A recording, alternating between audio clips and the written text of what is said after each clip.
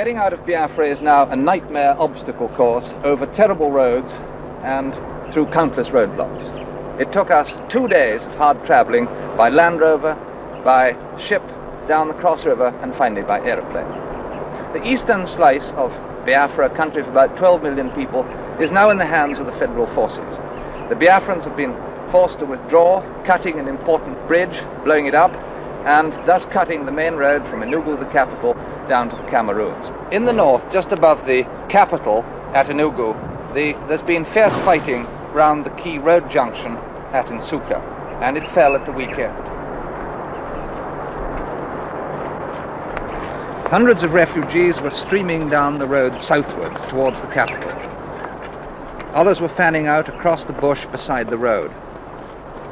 One sergeant with a pistol in his hand came towards us shouting, "No pictures." The atmosphere was becoming panicky. I interviewed a staff officer who claimed the Biafrans were still holding out in Nsukka. What is happening here? You know, at the moment? Yeah. Our chaps anticipate the coming of the enemy, and they are moving down forward to make sure the enemy doesn't come within our territory. That's what's happening at the moment. Are you still holding Nsukka itself? Yes, we are holding Nsukka. And are you holding beyond it? Do you have your advanced posts beyond Nsukka? We have our forward posts to the north of Nsukka. Talk of a Biafran counterattack turned out to be wishful thinking.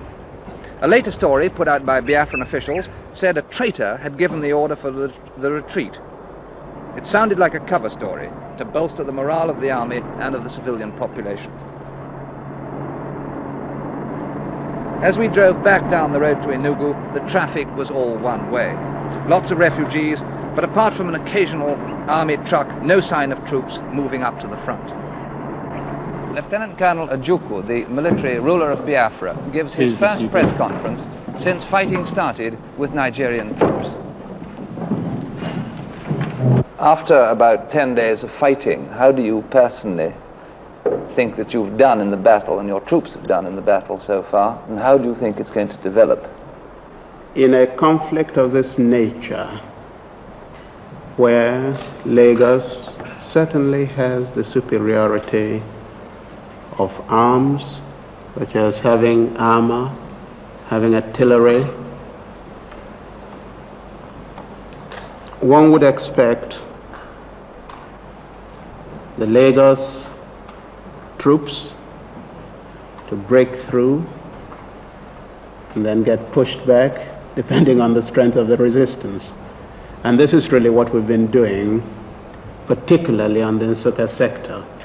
Today they push forward, tomorrow we push them back, and today they push forward, tomorrow we cut through the line of communication, they have to rush back, and this is what has been happening. And that is why there has been really no decisive encounter at Nsukka. It seemed clear that their attitude was originally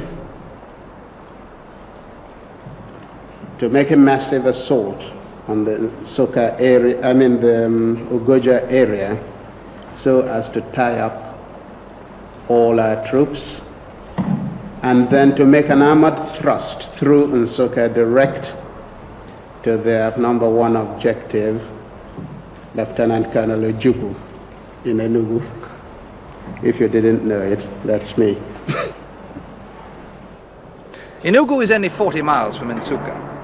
Unless the Biafrans can really dig in and hold the main road in the face of an enemy with superior equipment, the Federal Army may be outside the gates of Enugu before very long. For Colonel Ojukwu, it could be the beginning of the end.